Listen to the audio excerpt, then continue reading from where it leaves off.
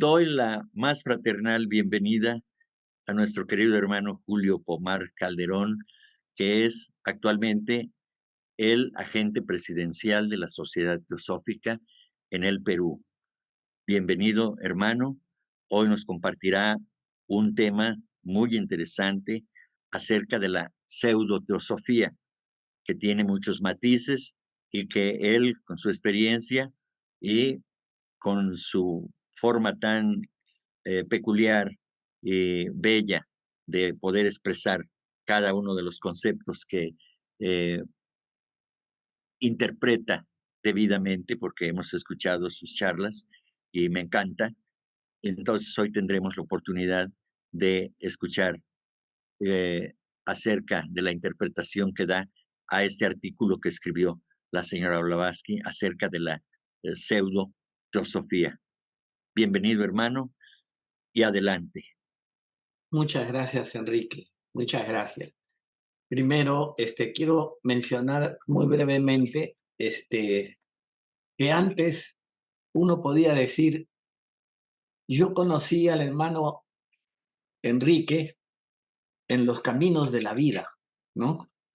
Pero ahora, resulta que ya no se puede decir eso porque físicamente no nos hemos visto jamás, pero, nos hemos visto en imagen, en espíritu, en los caminos, ¿de qué podemos decir? En los caminos de la teosofía, ¿no?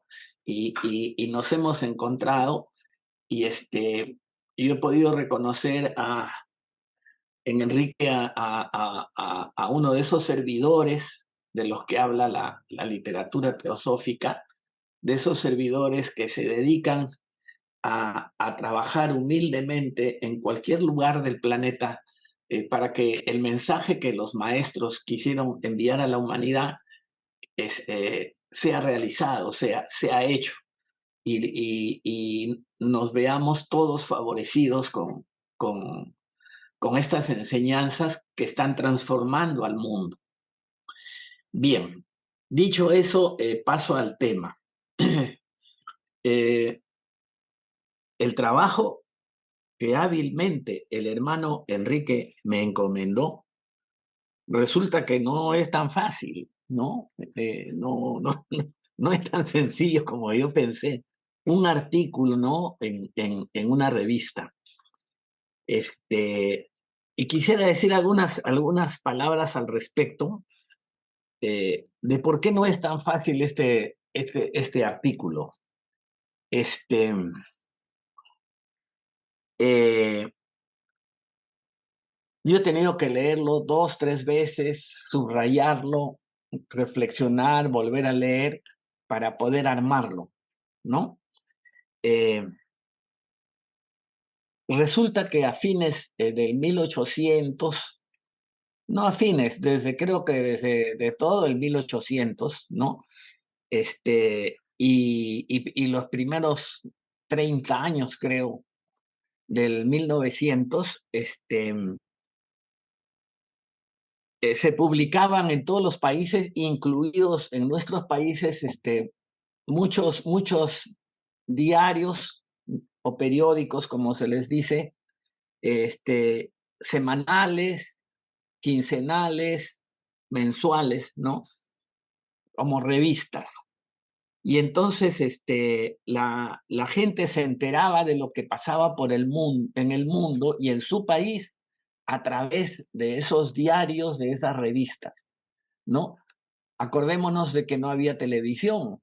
Entonces uno prende y se entera que hoy día en Irán ha habido 40 grados de calor y entonces el gobierno ha dicho que en ciertas regiones se trabaje hasta las 10 de la mañana y de 10 de la mañana a 4 de la tarde la gente esté metida en su casa, ¿no? Y a las 4 vuelve a salir a trabajar, ¿no? Eso lo han dicho, eso ha pasado en Irán hoy día y yo lo he visto en el noticiero, ¿no? Pero en esa época uno no sabía nada de nada, no se enteraba nada de nada porque no había ni siquiera radio, ¿no? Entonces, el medio de comunicación eran los periódicos y, y había mucha gente que que no sabía leer o no leía muy bien, ¿no? Y no entendía cómo se escribían los periódicos. Entonces yo vi una película, he visto una película con un actor muy conocido, este, este, Tom, se llama Tom, hizo un papel en una película donde es medio retrasado mental, no me acuerdo ahorita cómo es su nombre, pero creo que esa es su película más famosa. Y él, en esta película, interpreta a un coronel retirado, más o menos en 1880, por ahí, 1870, un coronel retirado después de la guerra civil, ¿no? En uno de los estados del sur en Estados Unidos, y que se ganaba la vida comprando los periódicos, varios periódicos, ¿no? En algunos pueblos, y después recorría diferentes pueblos a caballo y hacía una sesión como si fuera una conferencia en el que la gente entraba, pagaba para estar ahí en la sala, un salón grande, y él leía las noticias y las comentaba. Entonces, la gente del pueblo en general, que no tenía ni el dinero, ni el tiempo, ni la capacidad de leer, pagaba su dinerito, iba y se sentaba, y en una función el coronel les leía los periódicos, se los comentaba, ¿no? Todos los periódicos que habían salido en esos días. Entonces, así la gente se mantenía enterada. Bueno, esto pasaba en esa época, ¿no? Blavatsky, esto ocurrió en la década de 1880, cuando ella publica Lucifer, creo que una revista que publicó más o menos durante 2 años. Y entonces Lucifer era una de las tantas revistas que había en Inglaterra, que circulaba por Europa y por Estados Unidos, ¿no? Eh, y entonces este es un artículo tomado de Lucifer, ¿no? ¿Por qué es difícil entenderlo? Eh, por dos motivos. En esa época, la gente escribía de diferente manera a como escribe hoy día. Hoy día, nos hemos acostumbrado a escribir de acuerdo a las reglas del periodismo moderno, tratando de ser lo más claros posibles, ¿no? Usando palabras que sean de comprensión más fácil, en oraciones cortas y dividiendo la lectura en varios párrafos, ¿no? Buscando ante todo la claridad. Pero en esa época no se escribía así. Leemos a Blavatsky, leemos a Annie Besant, ¿no? Escribían en frases muy largas, ¿no? Casi sin coma y sin punto, ¿no? Y los párrafos, hay veces abarcaban, no había párrafos, casi los párrafos eran toda la página, ¿no? Entonces era más difícil entender de esa manera, ¿no? Entonces, pero la principal dificultad es que Blavatsky en este artículo, ¿no? Habla de sucesos que están sucediendo en esos tiempos, ¿no? Y que ella, al contarlos, supone que todo el mundo los conoce, los que han sucedido en esos tiempos, en esos meses y en esos últimos años, ¿no? Entonces ella supone que sus lectores conocen lo que ha pasado y lo explica muy al paso, muy brevemente, ¿no? Alude más que explica lo que ha pasado. Entonces es difícil de entender así. Es como esas personas que hay veces uno conoce, que hablan, tienen un diálogo con uno y hablan imaginando inconscientemente que uno sabe el tema de la que están hablando. Y dice muchas cosas muy rápidamente y uno dice, un momento, ¿de qué estás hablando? ¿De qué asunto? ¿De qué persona? ¿De qué se trata de lo que me estás diciendo? Porque uno no sabe qué es lo que está diciendo. Entonces, es algo así. Entonces, después de leerlo un par de veces, yo dije, este artículo, si yo lo escribiera ahora, yo lo escribiría al revés. Contaría primero el final y después iría retrocediendo hasta el inicio, y así me entenderían, ¿no? Pero después pensé que no sería justo, porque estaría privándolos a ustedes del placer de ir entendiendo poco a poco lo que pasó, un poco como descifrando, ¿no? Un poco como armando un rompecabezas, ¿no? Una cosa así. Entonces, ese es el método que vamos a seguir. Eh, encabeza el artículo una frase de un señor Lavater, que no conozco quién es, que ella pone, lo cita y dice, mientras más honrado sea un hombre, menos asumirá el aire de santo.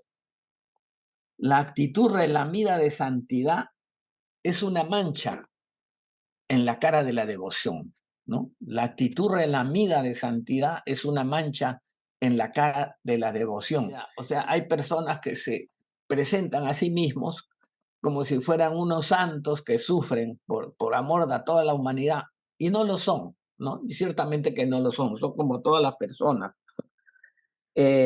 Apareció en un diario, ¿no? Les voy a narrar el tema siguiendo el artículo, porque creo que es lo mejor. El Daily News, ¿no? No. Apareció un artículo comentando una novela de episodios. Esta novela, antes existían novelas de episodios, o sea, como era muy caro comprar un libro, no era demasiado caro. Entonces, los autores escribían sus novelas o lo que sea el libro y, y lo publicaban por episodios en los periódicos, ¿no? Entonces, eso ha sido hasta 1930, algo así. La gente iba, supongamos, todas las semanas a comprar su periódico porque ahí salía el siguiente capítulo de la novela que estaba leyendo. ¿No? Algo así como que hoy día uno sigue por televisión una serie de televisión que tiene varios capítulos, ¿no? Entonces, eso era así, pero en los periódicos, ¿no? Entonces, se publicó una novela, por episodios, ¿no? Es una novela satírica, ¿no? Satírica, y el autor fue Franz Hartmann. Franz Hartmann, eh,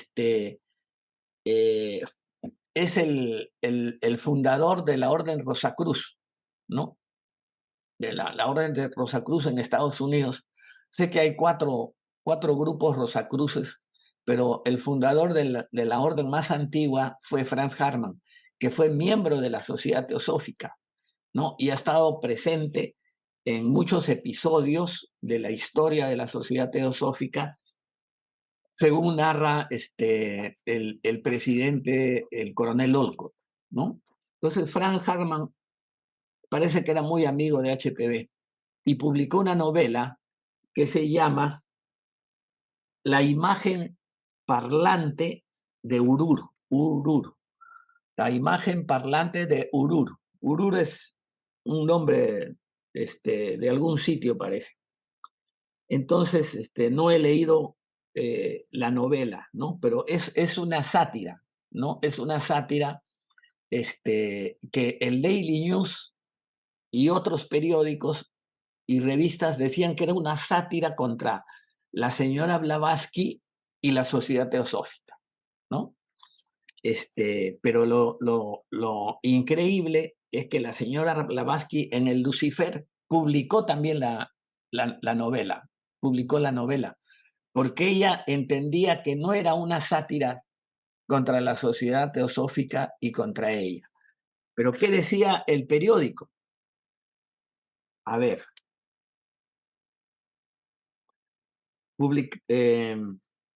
la editora de Lucifer ha hecho una cosa intrépida. Está publicando una historia titulada La imagen parlante de Urur, designada a satirizar a los falsos profetas de la teosofía para que se justifiquen los verdaderos.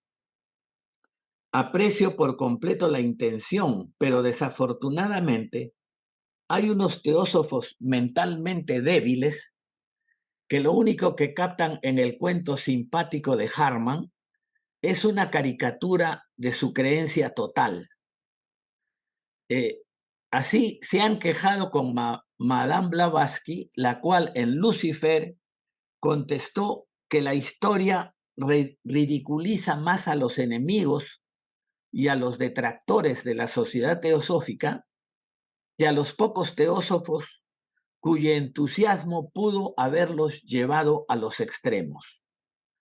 Desdichadamente, esto no es muy exacto. El héroe de la novela, un cierto Pancho, es uno de estos entusiastas y los adeptos falsos que lo engañan son el blanco del ridículo. Sin embargo, parece que jamás se le ocurrió a Madame Blavatsky ni a Harman lo siguiente: en el momento en que ridiculizan un elemento en la fe, aunque sea algo falso, puede sacudir la confianza de muchos, por no decir de la mayoría de los creyentes, debido a la simple razón de que carecen de todo sentido del humor. La alta sacerdotisa del culto puede tener sus razones obvias, ¿no? Pero es que probable que sus discípulos se pierdan. Entonces, es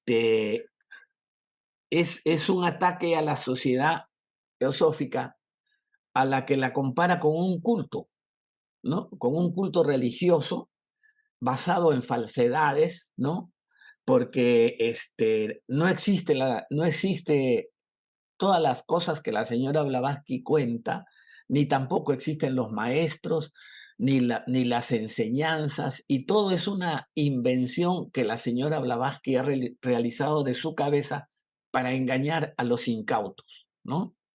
Este es el ataque que recibe ella a raíz de la publicación de la novela, ¿no? Y ella dice que presumiblemente la imagen parlante no objeta por ser representada como una especie de loro mediumnímico. ¿Por qué otros deberían hacerlo? ¿No?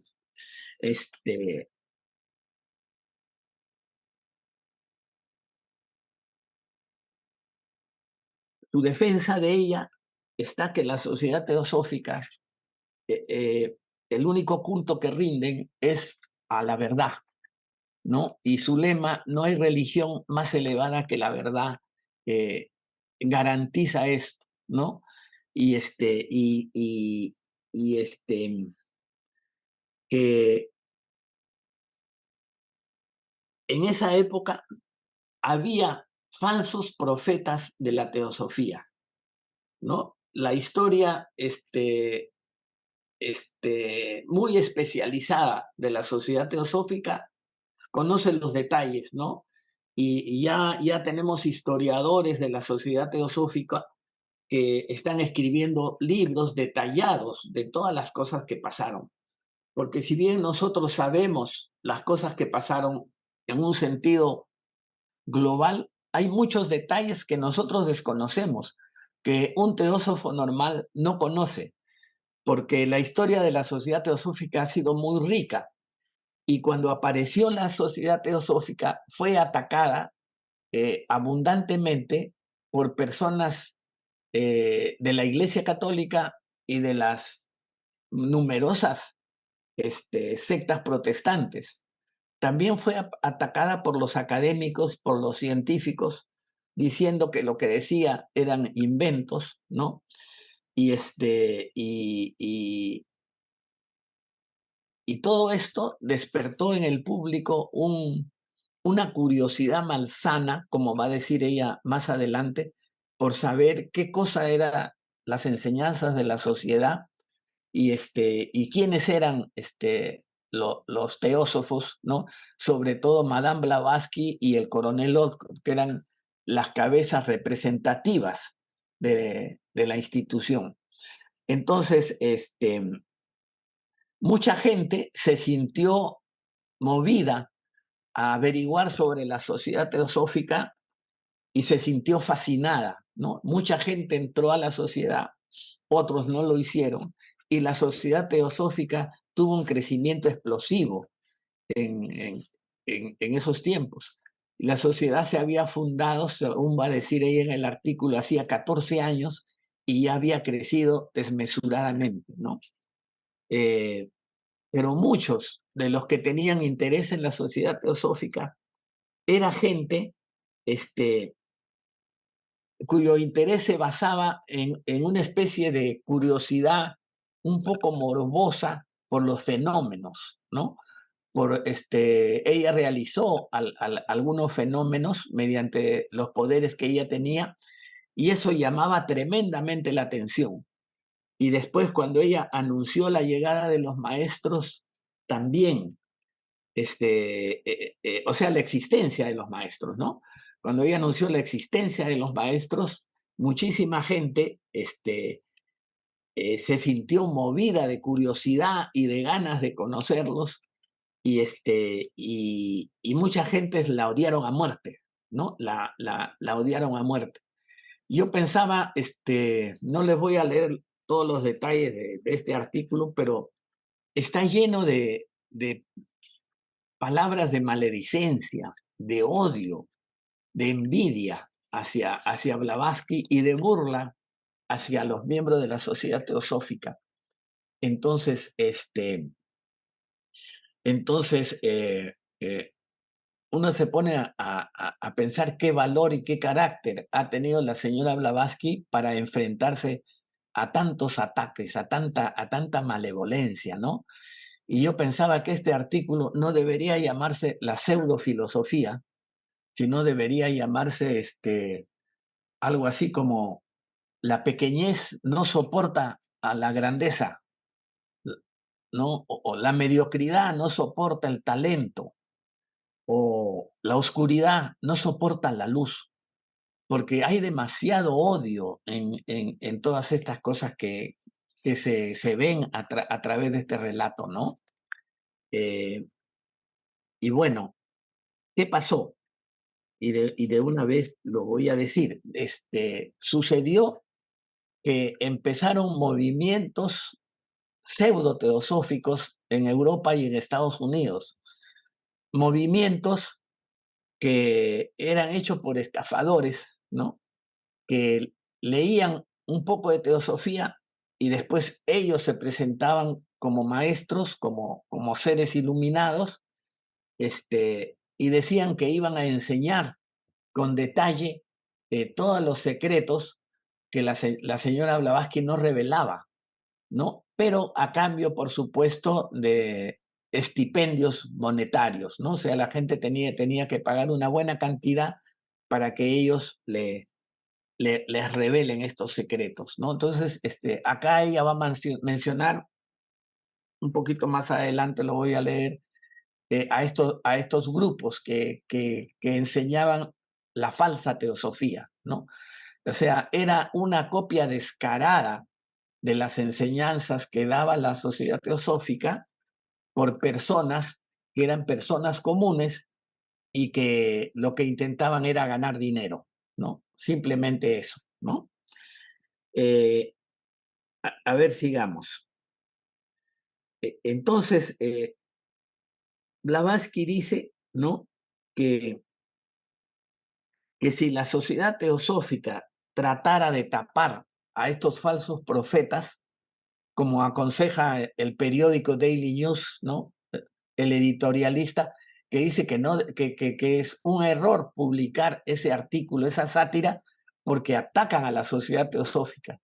Pero ella dice que no, porque la sociedad teosófica no tiene falsos profetas. Todo lo que enseña es legítimo. Y lo que la sociedad teosófica busca ante todo es la verdad, conocer la realidad de los hechos, ¿no? Y no tapar de ninguna manera nada, ¿no?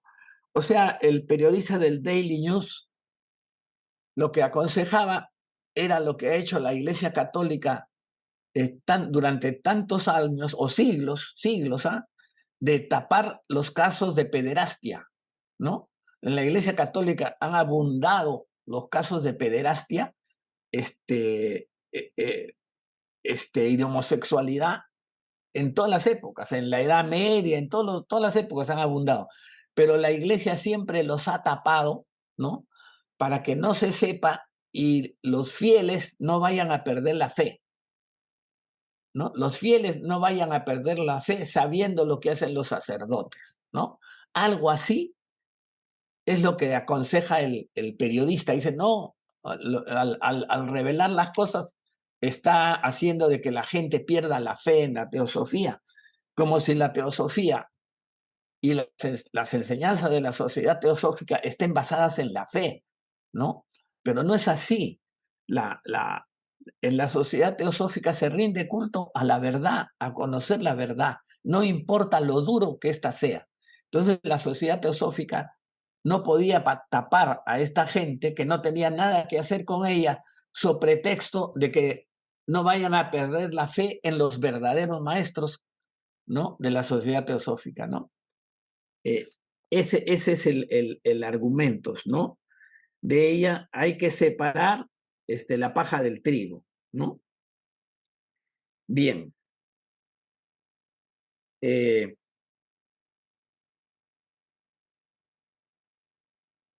Ella va a mencionar un movimiento en el Yorkshire. Yorkshire es una región de Inglaterra, ¿no? Que se llamó la HBDL, ¿no? Que fue desenmascarada en el Yorkshire por los teósofos hace 2 años, ¿no? Era un escándalo reciente de gente que se decía que eran teósofos y que tenían una profetisa, ¿no? Que enseñaba teosofía y enseñaba los altos secretos que Blavatsky no quería enseñar, ¿no? Pero ella sí los enseñaba, pero por supuesto había que mandar una cantidad de dinero, ¿no? Ese es uno de los casos. Más adelante va a mostrar otro que pasó en Boston.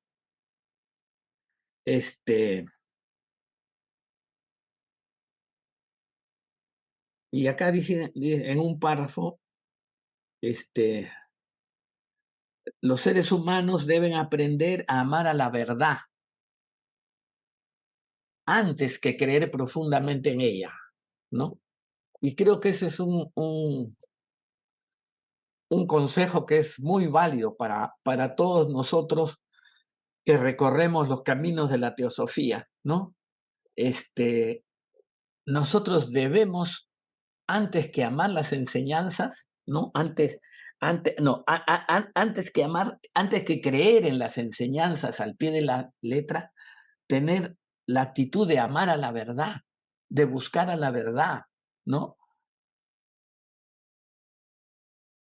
Porque enseñanzas teosóficas estén equivocadas, ¿no? Entonces no se trata de que yo crea en ellas, sino de lo que se trata es de que yo averigüe si es verdad, haga todo lo posible por averiguar si es verdad. Y si me parece que es razonable, si mi mente y mi corazón me dicen que es razonable, adelante, ¿no? Pero si no es razonable la enseñanza, pues la tengo a un costado como una hipótesis que podría ser posible, pero que no es posible. En cambio, si yo tengo una actitud de creer, ¿no? Entonces estaríamos regresando a la actitud de las religiones, ¿no? De poner como la primera virtud a la fe, ¿no? A creer ciegamente, ¿no? Con la fe del carbonero, como se decía antes, ¿no?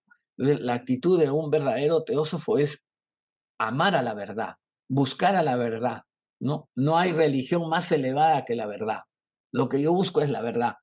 Y si estoy en la sociedad teosófica es porque creo que la sociedad teosófica va por ese camino, ¿no? Que la sociedad teosófica va buscando la verdad. No es que tiene la verdad, no es que tiene la verdad, la está buscando y la sigue buscando. Y entonces yo me uno a ella, ¿no? Por amor a la verdad, porque quiero buscar la verdad, ¿no? Esa es la actitud que ella pregona. Dice que en nuestras revistas, las enseñanzas que revelan, las verdades que presentamos en nuestras revistas son para muchos y a menudo tan amargas como la bilis. Esto es inevitable. Si adoptáramos cualquier otro curso, no solo el Lucifer, un órgano muy humilde de la teosofía, sino la sociedad teosófica misma, pronto perdería su razón de ser, convirtiéndose en una anomalía. Bueno, acá tiene otra frase que dice: la autoabnegación es posible solo para quienes han aprendido a conocerse a sí mismos. Estos seres no confundirán jamás el eco de la voz interna, del deseo y de la pasión egoístas por la voz de la aspiración divina o una invocación de su maestro.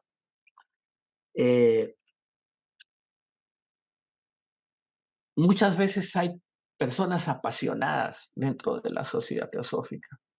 Son muy apasionados porque su carácter es así, su naturaleza es así. Y entonces, muchas veces confunden sus propios deseos y aspiraciones, ¿no? Egoístas, ¿no?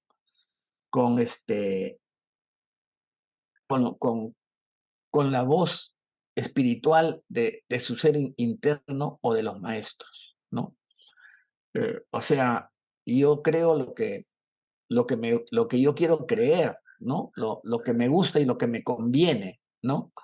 Entonces, yo sostengo mis opiniones a rajatabla y digo que esto es lo que los maestros quieren, esto es lo que los maestros dicen y que debemos seguir este camino, tomar estas decisiones, ¿no? Confundiendo lo que yo realmente quiero, deseo y me conviene con una aspiración, con una verdad espiritual, ¿no? Confundiendo lo emocional con lo espiritual, ¿no? Que son dos cosas distintas, ¿no? Si bien es cierto que el sentimiento nos lleva a la devoción espiritual y nos lleva a las regiones del espíritu, si bien es cierto, el sentimiento nos lleva, nos impulsa, tenemos que cuidar que ese sentimiento no esté manchado con el interés personal o con la ambición o con la vanidad, ¿no? Con la vanidad, con la soberbia, ¿no? Entonces, para pensar que nosotros siempre tenemos la razón, ¿no? Y decir, porque el maestro me lo reveló, ¿no? Yo he sentido en mi corazón la voz del maestro, ¿no? Entonces, eso pasa cuando las personas se fanatizan demasiado, ¿no? Y ella nos previene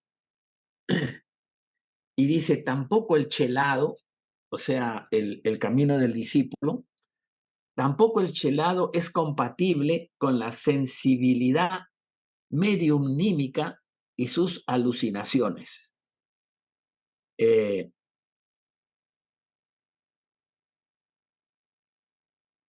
Por lo tanto, todos los sensitivos que hasta la fecha han forzado su camino al discipulado se han generalmente convertido en estrafalarios y a la larga han puesto en ridículo a la sociedad teosófica. Entonces, acá nos cuenta algo que pasó realmente y que pertenece a la historia de la sociedad teosófica de esos años. Estamos hablando de 1880, ¿no? Entonces, generalmente nosotros que vivimos casi 150 años después, no conocemos los detalles.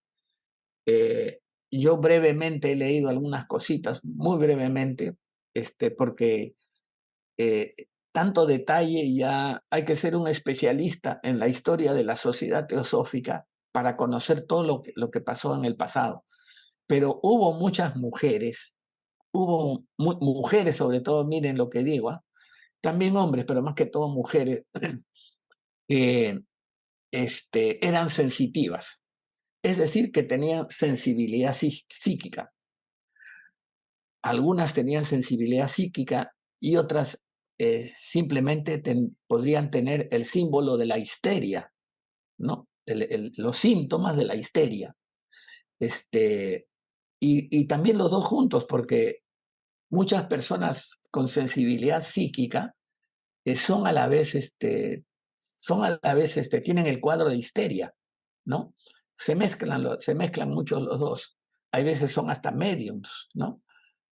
Este, entonces aparecieron muchos, y muchos de ellos se opusieron a la dirección de la sociedad, tuvieron problemas y hasta se separaron de la sociedad, ¿no?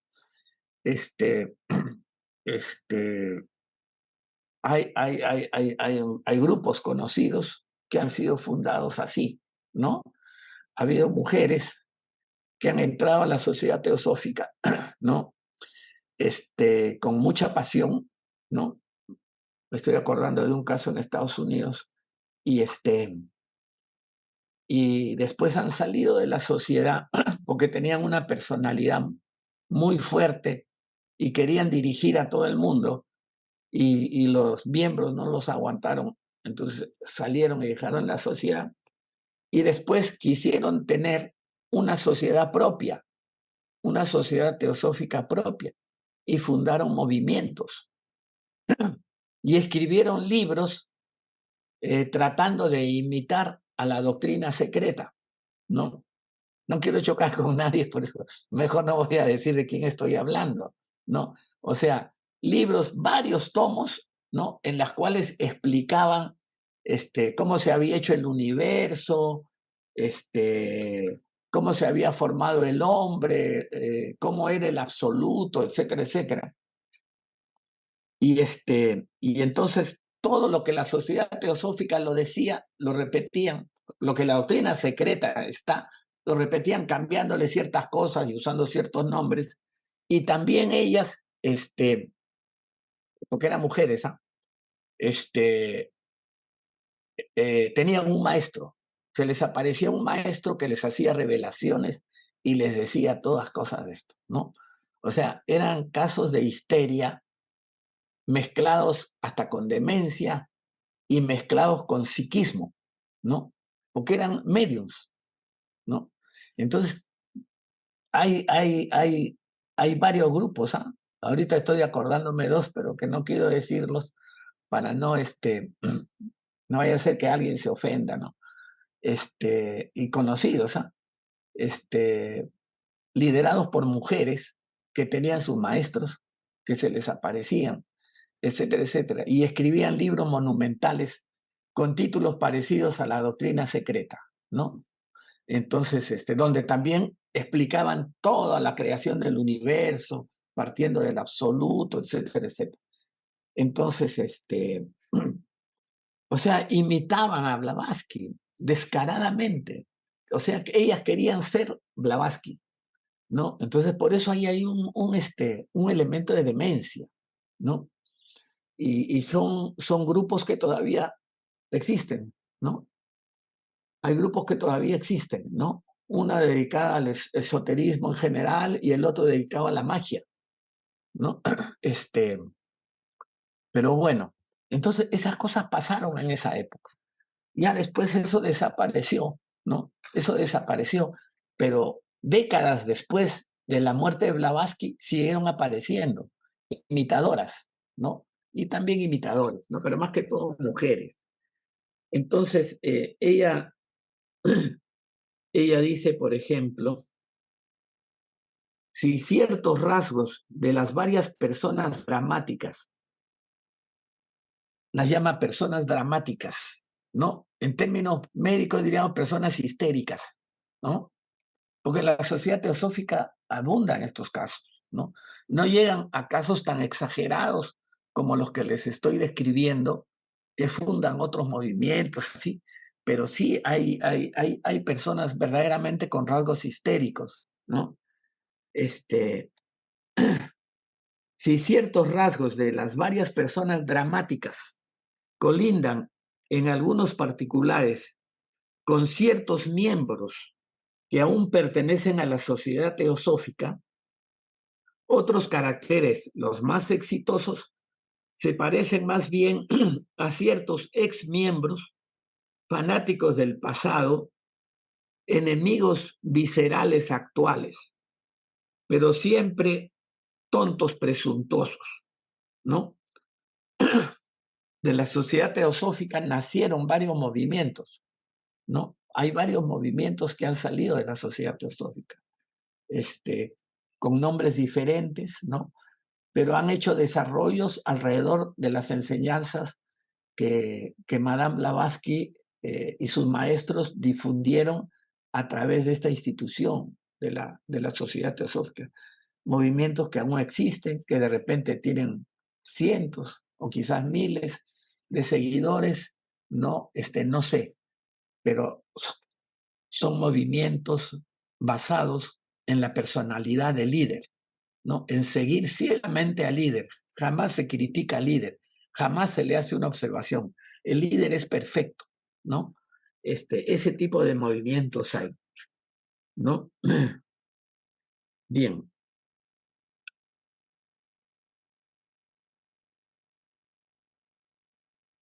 Eh,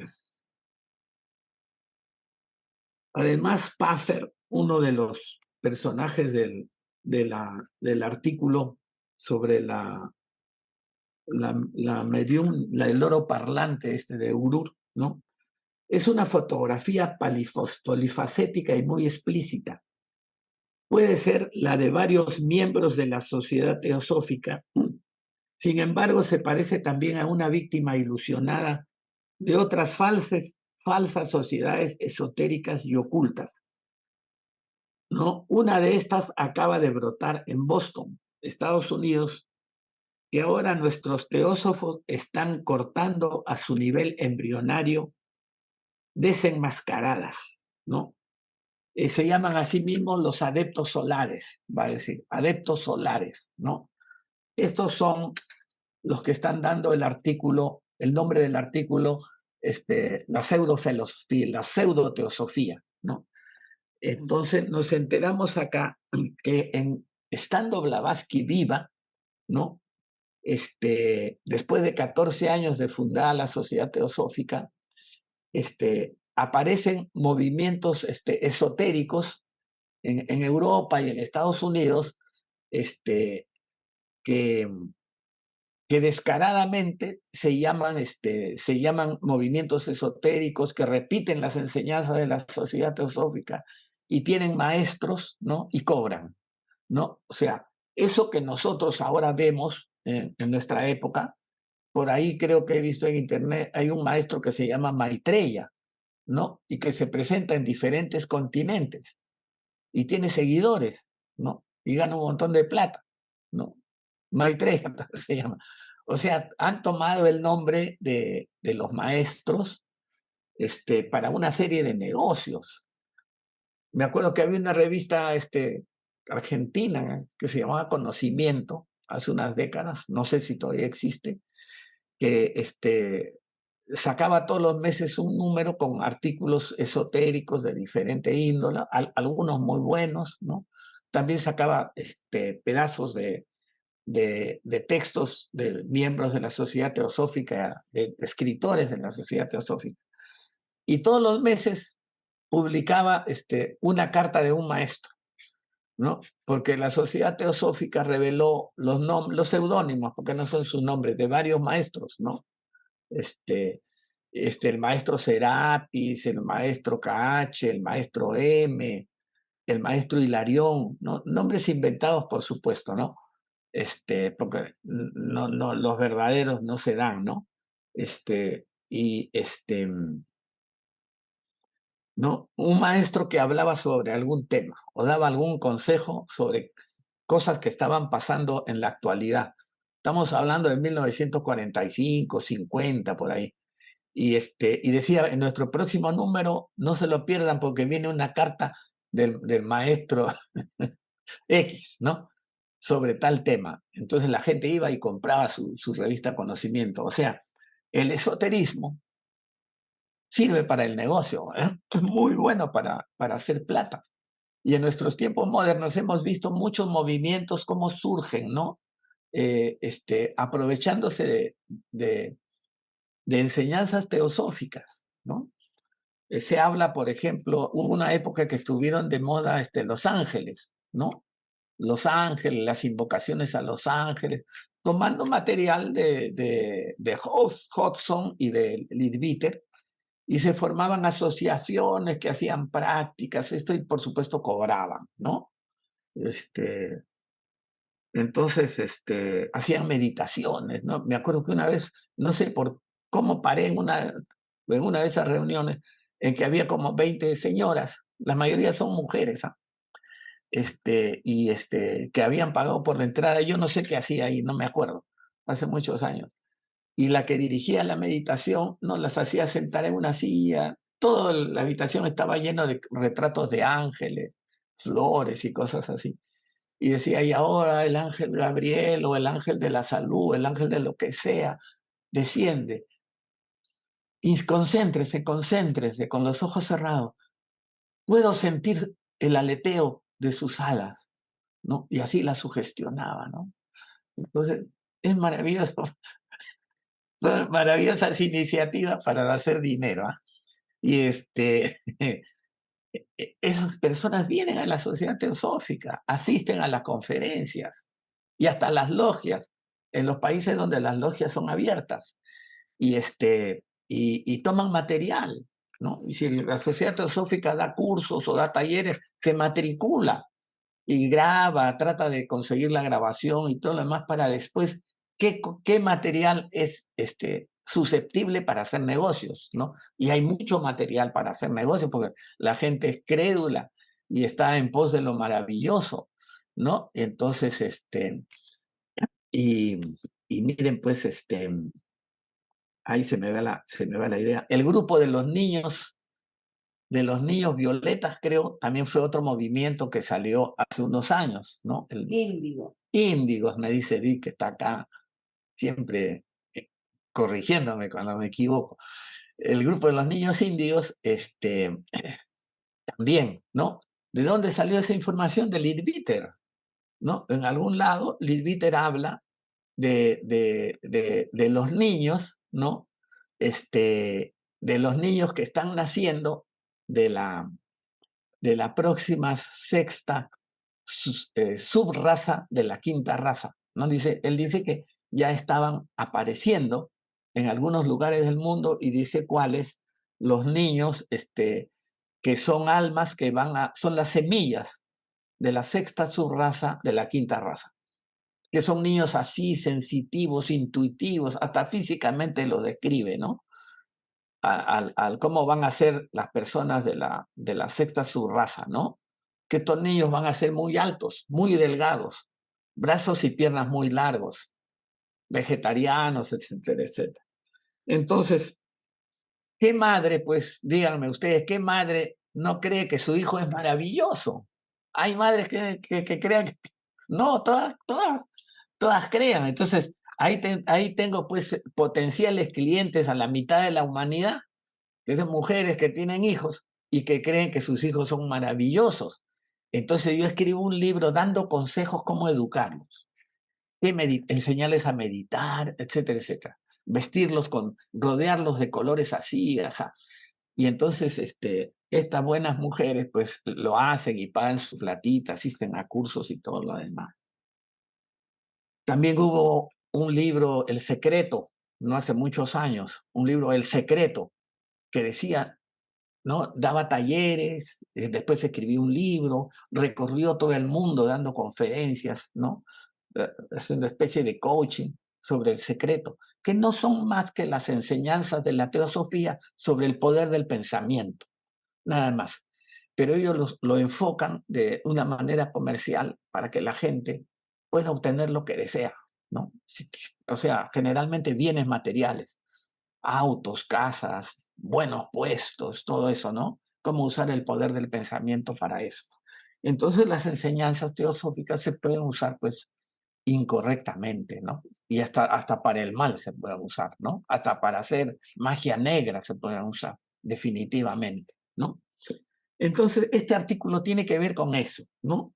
Este, y bueno, habla de de esas falsas sociedades esotéricas y ocultas. Y eso sigue pasando hasta ahora. Pero en la época de Blavatsky crecieron como hongos, aprovechando la influencia de Blavatsky y el impacto que causó en el mundo, surgieron como hongos.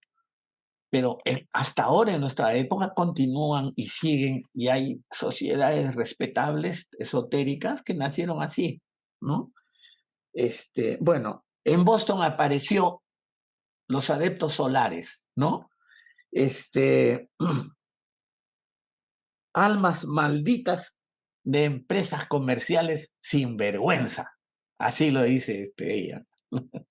Almas malditas de empresas comerciales sin vergüenza. Lo que se puede decir ahora de todos esos que andan por ahí dando vueltas en la misma onda, ¿no?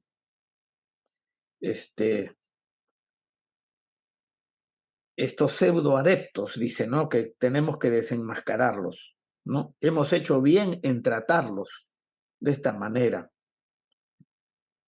comportándonos de esta manera agresiva, hemos evitado, bueno, agresiva es palabra mía, ¿no? Hemos evitado a la sociedad teosófica un grande y nuevo peligro, es decir, que charlatanes sin escrúpulos se confundiesen por teósofos, ¿no? Porque se presentaban como teósofos, tomaban el nombre de la sociedad, se presentaban como teósofos, ¿no? Y algunos periódicos sensacionalistas habían acuñado el término teósofos pícaros, ¿no? Teósofos pícaros.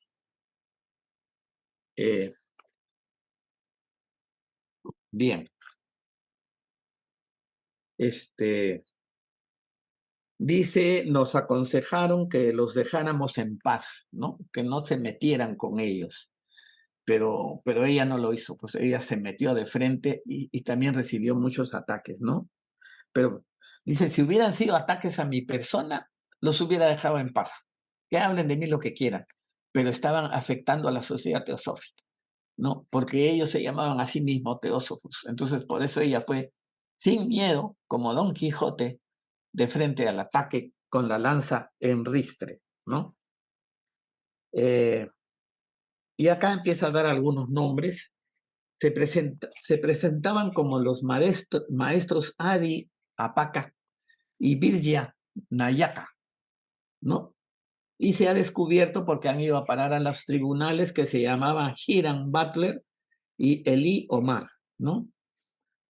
Que lo que enseñaban era una simple repetición más amplia y más explícita, ¿no? Y con un programa más intrépido, de la ahora difunta organización HBDL, ¿no? Esa que se presentó en Inglaterra, H.B.DL, ¿no? Así se llamaba esa organización.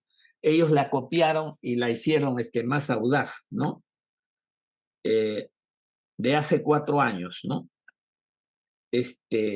Esta organización solicitó misteriosamente el interés de las personas, entre comillas, insatisfechas de los mahatmas teosóficos, ¿no? Escribió 2 panfletos, El llamado de lo invisible y Lo desconocido. Y el otro panfleto, Lo interno de lo más recóndito. O sea, es una cosa pues recontra misteriosa, ¿no? Que ellos poseían, ¿no?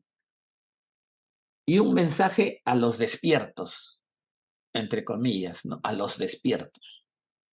Despierto era el nombre que se puso a sí mismo el señor Buda, ¿no? Porque después que él obtuvo la iluminación, se encaminó a lo que ahora es Nueva Delhi, ¿no? Y en el camino se encontró con tres, con tres, con tres brahmanes, ¿no? De la casta brahmánica, de la religión hindú. Y entonces sostuvieron algunas discusiones y, y, y Buda, pues por supuesto, los venció y ellos les rogaron que los tomara a ellos como discípulos, ¿no? La historia ha conservado su nombre, pero mi cabeza no. Entonces, él se los lleva, ¿no? Al Parque de los Ciervos, donde da su primer sermón, donde enseña las 4 nobles verdades en el Parque de los Ciervos, cerca de Nueva Delhi. Y cuando él está caminando hacia el parque, se encuentra con otros brahmanes que cuando lo ven venir, ¿no? Sufren tal impresión al ver la nobleza de Buda y al ver, seguramente, al entrar en contacto con su aura, ¿no? Al entrar en contacto con que se sienten pasmados y le preguntan quién eres. Eres un dios, eres un deva, eres un demonio. Y él le dice, no, yo soy un hombre que ha despertado, el despierto, ¿no? Entonces a Buda se le dice el despierto.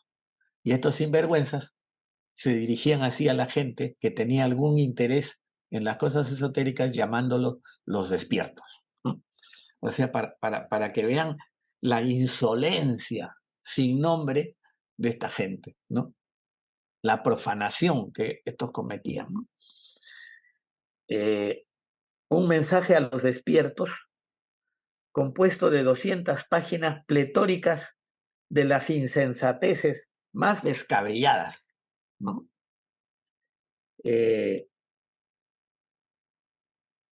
Y se ponían los nombres de Pantognomos y Ekforón. Ofrecen enseñar a los incautos las leyes de Ens, Movens, ¿qué será eso? Y Om, y luego piden dinero. Villa, Ñaca y Etnomedón se proponen iniciar a los ignorantes en una filosofía, entre comillas, ¿no? Una filosofía a priorística zambudista de Capila, ¿no? Y ruegan que se les entregue pingüesumas. La historia es tan vil que no nos gusta manchar nuestras páginas con sus detalles, ¿no? Bueno, entonces, ya nos ha ganado la hora. ¿Me puedo tomar unos minutitos, Sí, Enrique? adelante, adelante. Gracias, unos minutitos para Sí, darle Julio. vuelta. Hay otra cosa que les quiero decir. Es importante de lo que hay acá. Acá está el dato, ¿no? Que ella dice de que ante los ataques de que la existencia de los maestros de sabiduría era una invención de los teósofos, ¿no? Y que todo era una simple ilusión, ya que estos hombres se parecían demasiado a hombres reales, ¿no? Y ella dice que cuando ella habló de los maestros a los miembros, a ningún miembro se le pidió que los aceptara. Como se sigue hasta ahora la política y la sociedad, a ningún miembro se les pide que crea en los maestros, a ninguno, ¿no?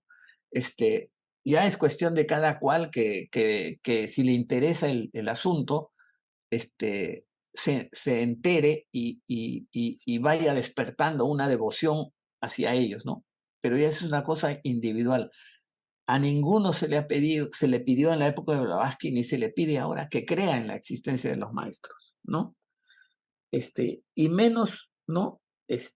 A ningún miembro se le pidió que los aceptara a menos que quisiera hacerlo por sí solo, ni jamás se pretendió que fueran algo sobrenatural, ¿no? Además, estos maestros dieron, a menudo ayudaron con dinero a los teósofos pobres sin pedir jamás algo a los ricos. Y ellos nunca pretendieron ser dioses ni espíritus, ¿no? Yo no sabía esto. Hubo momentos en que hubo momentos en la historia de la sociedad que los maestros dieron dinero a los teósofos pobres, a los miembros pobres, ¿no?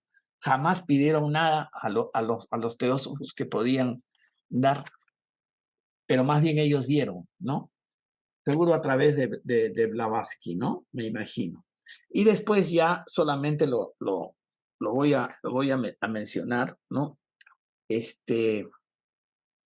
Entre las acusaciones que recibió Blavatsky era que psicologizaba a sus partidarios. Entonces inventaron ese término psicologizar, ¿no? De la palabra psicología por hipnotizar, ¿no? Entonces, decían sus adversarios en los periódicos y revistas que Blavatsky tenía seguidores que la seguían fielmente porque estaban hipnotizados. Eso es lo que decía, ¿no? Eso es lo que decían las acusaciones, ¿no? Entonces, ella dice, pues y había miembros, incluso había miembros de la sociedad que lo creían esa superchería. Y cuando hay veces surgía en una logia una discusión sobre asuntos no solo filosóficos, sino podían ser administrativos, ¿no? Algún tema administrativo, y una persona defendía la posición de Blavatsky, supongamos, sí, es necesario que cada logia tenga un libro grande donde se anote las reuniones y firmen todos los que asistieron, que hay un control de asistencia. Es necesario, ¿no? Y entonces decían, el otro decía, tú estás psicologizado, porque eso es lo que dijo Blavatsky, eso es lo que recomendó Blavatsky. Entonces, tú estás psicologizado, a ti te han hipnotizado, ¿no? Y presentaban así a los miembros seguidores como si fueran tontos, bobos o gente débil mental, ¿no? Entonces, jamás, dice ella, ningún ocultista que cree en el karma y sabe cómo funciona el karma, hipnotizaría a una persona para aprovecharse de ella, para controlarla, para influenciarla, porque el karma de esto sería terrible, porque eso es magia negra, ¿no? Entonces, acá estoy terminando la exposición del artículo, queridos hermanos, donde se puede aprender muchas cosas que uno no conoce, ¿no? De esas épocas, ¿no? De esas épocas y de la lucha que llevó Blavatsky para mantener las enseñanzas de la teosofía bien claras, bien unidas en un corpus de doctrina, ¿no?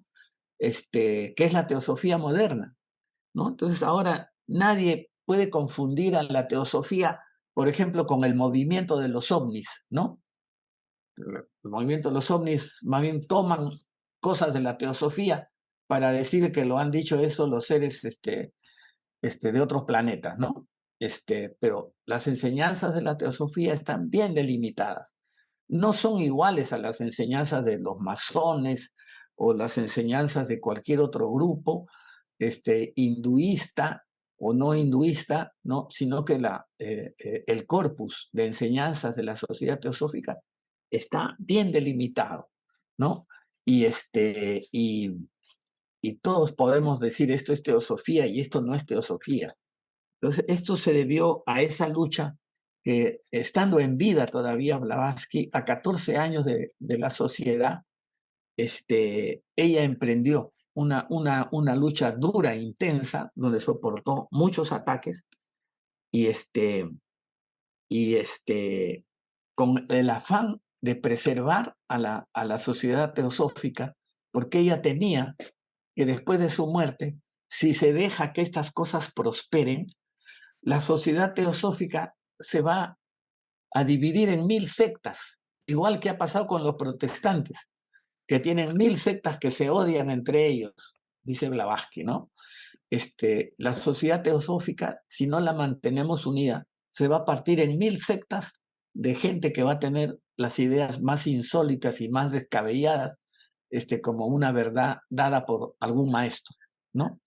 Entonces, para eso luchó Blavatsky, y esa es la herencia que hemos recibido de ellos, para luchar para que la sociedad teosófica y las enseñanzas esotéricas no sean una cuestión de fe, no sean una cuestión de creencia, de que qué lindo, qué hermoso es esto de la fraternidad, qué maravilloso, cómo lo amo, sino que sean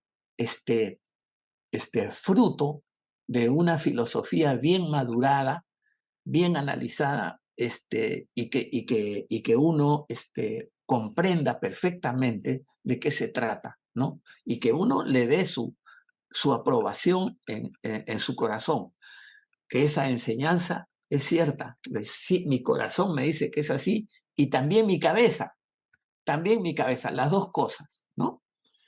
Entonces, con esto, queridos hermanos, termino esta exposición y si tuvieran alguna inquietud, alguna pregunta o algún deseo de decir algunas palabras, ¿no? Enrique, yo creo que no habría oposición, a no ser que no sea costumbre entre ustedes, no sé.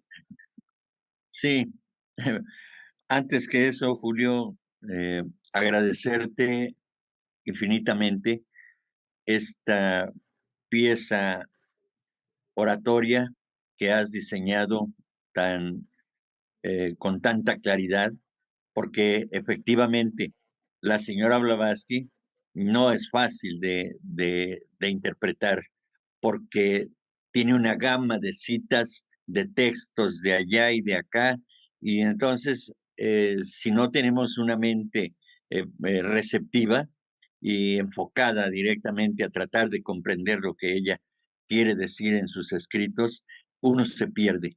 Y tú lo has hecho muy bien, clarificando cada uno de los conceptos que vertió sobre este artículo y que lo hiciste sencillo, lo hiciste muy claro y con unas ideas, eh, digámoslo, eh, traídas de aquellos tiempos a este tiempo de una manera muy diáfana, muy clara, muy asequible para cualquier persona que no esté, digamos, compenetrada de los temas teosóficos ni de su historia.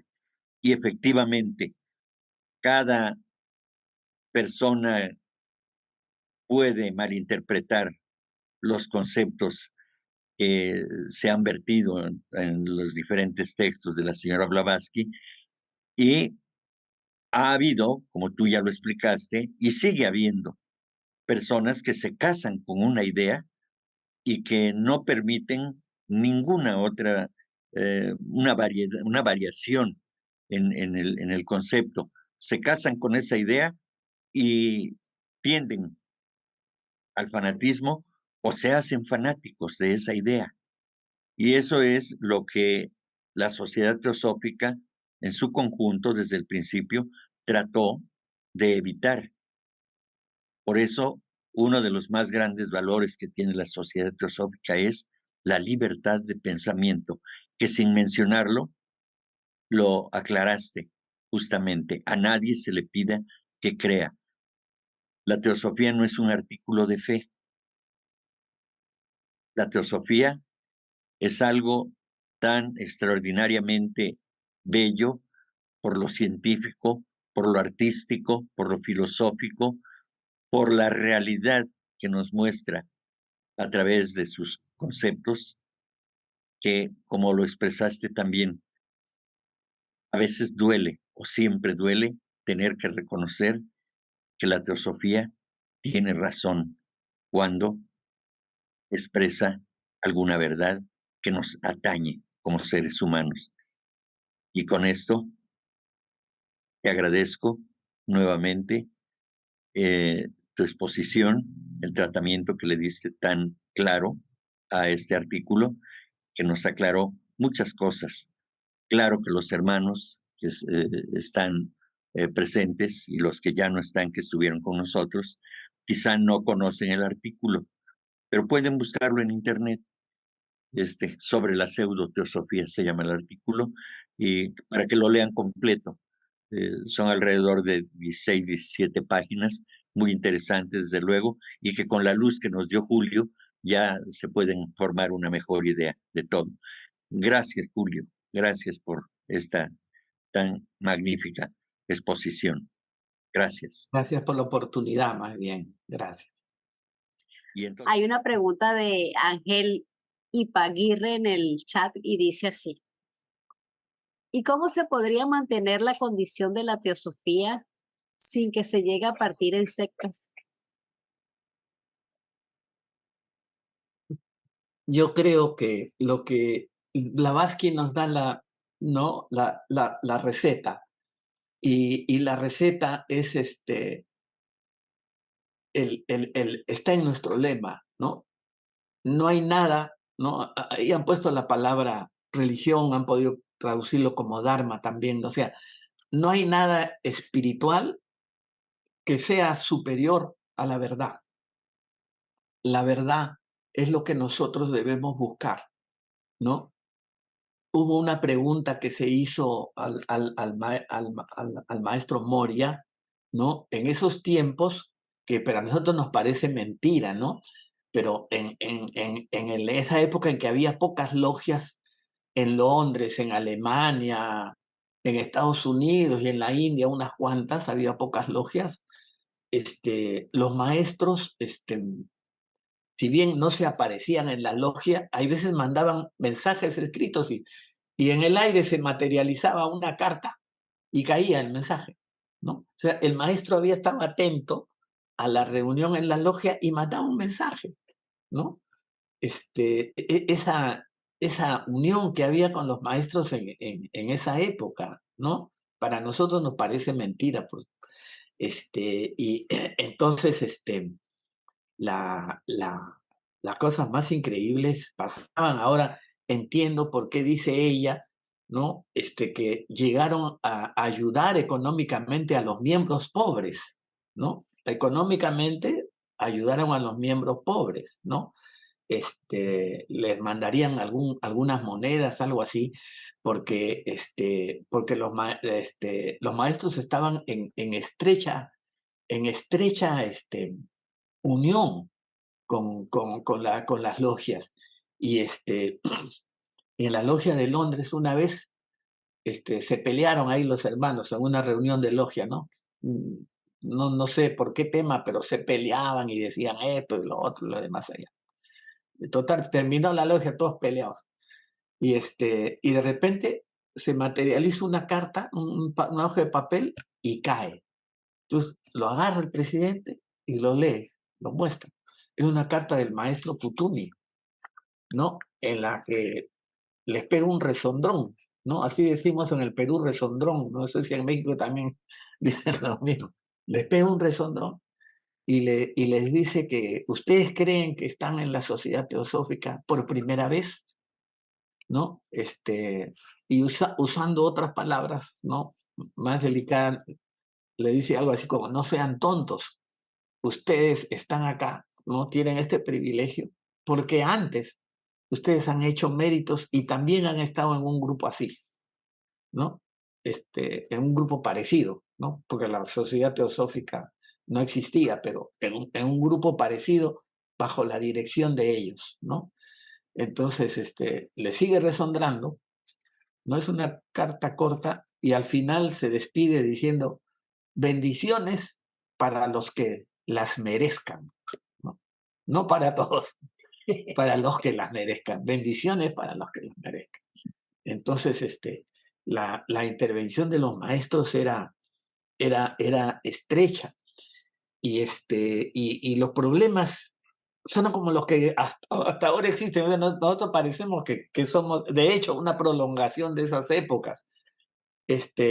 Hablando de dinero, acá en este artículo, en una parte, dice que antes los miembros entraban a la sociedad, ¿no? Dice ella, ¿no? Antes entraban a la sociedad y no pagaban nada. Simplemente venían y decían que yo soy de la sociedad. Y no pagaban nada, ¿no? Y estaban ahí. Y después, cuando ya eran tantos que había que mandarles diplomas hasta por correo y eso representaba un costo, para ser miembro había que pagar una libra esterlina y nada más. No pagaban nada en la sociedad. Entonces, muchos miembros pagaban su libra esterlina y hasta ahora no han tenido que meter la mano al bolsillo para nada, porque nadie les pide nada. Y la sociedad, dice, se mantiene porque hay 1/3 de los miembros, o sea que de cada 3, 1 que la sostiene, ¿no? Aporta cuando es necesario, sí. Los otros 2 miembros no dan nada, ni un chico, ¿no? Están ahí nomás, con la boquita abierta para recibir, pero solo uno es el que da. Entonces, dice, así la sociedad se ha sostenido por el aporte de unos pocos, unos pocos. Y por lo que yo sé, en todo el mundo es más o menos así. O sea, esa tendencia sigue, ¿no? Esa tendencia sigue. Porque yo no sé por qué hay muchos miembros que no asumen su responsabilidad, ¿no? Entonces, pero bueno, así es el mundo y así somos las personas y la sociedad sigue a pesar de esto, ¿no? Todo lo que la sociedad tiene en el mundo, hay unas pocas sociedades teosóficas ricas, ¿no? Que tienen propiedades, que tienen edificios, y estas pocas lo han sido, porque unos pocos miembros lo donaron a la sociedad, lo obsequiaron, unos pocos, ¿no? Pero no porque en esa sociedad teosófica todos juntaron dinero, o porque en esa sociedad teosófica hubo gente, la mayoría de los miembros generosamente aportaban, ¿no? Siempre han sido unos pocos los que le han permitido a la sociedad funcionar, ¿no? Ese es un defecto que tenemos los teósofos. Quizás como somos demasiado intelectuales, no tenemos ese amor para dar, ¿no? No tenemos ese amor para dar. Y bueno, pero así seguimos adelante, ¿no? Y así seguiremos hasta el final. Ya me olvidé lo que ¿qué es lo que se puede hacer? Lo que se puede hacer, la receta de Blavatsky, mantenernos fiel a la verdad, a la búsqueda de la verdad. No fiel a las personas, sino a la verdad. Y ya me acuerdo por qué mencioné al maestro Moria. El maestro Moria, en una carta que le preguntan de un miembro, ¿cómo quieren que los llamemos? ¿No? ¿Qué título quieren que les demos a ustedes, ¿no? A los maestros. Y entonces el señor Moria dice, si desean, llámenos hermanos mayores, ¿no? Y que su devoción no sea a nuestras personas, sino a la verdad. O sea, ni siquiera a ellos, ¿no? Sino a la verdad. Entonces, yo creo que mientras nosotros podamos mantener ese principio de buscar la verdad ante todo, liberándonos de pasiones, de emociones, de simpatías y de antipatías, la sociedad no va a correr peligro, porque las sectas y los fraccionamientos se deben a las pasiones, ¿no? Se deben a las pasiones. La gente se apasiona, ¿no? Y egoístamente piensa que lo que él siente, lo que él cree, es lo que debe imponerse sobre los demás. Y entonces ahí vienen las particiones, ¿no? Pero mientras seamos desapasionados y busquemos la verdad, yo creo que no va a haber peligro en la sociedad, ¿no? Y si eso llega a pasar, de repente pasará dentro de 1000 años, pues, ¿no? Pero no creo que ahora, porque creo que ahora lo tenemos claro, ¿no? En este momento los miembros de la sociedad tenemos claro cuál es el papel de la sociedad, ¿no? Eh, Enhorabuena nuevamente, querido hermano Julio, por esta exposición tan clara. Hiciste fácil lo difícil que es entender el estilo de escribir de la señora Blavatsky, que en todo caso no tendríamos que reprocharle nada. ¿Por qué?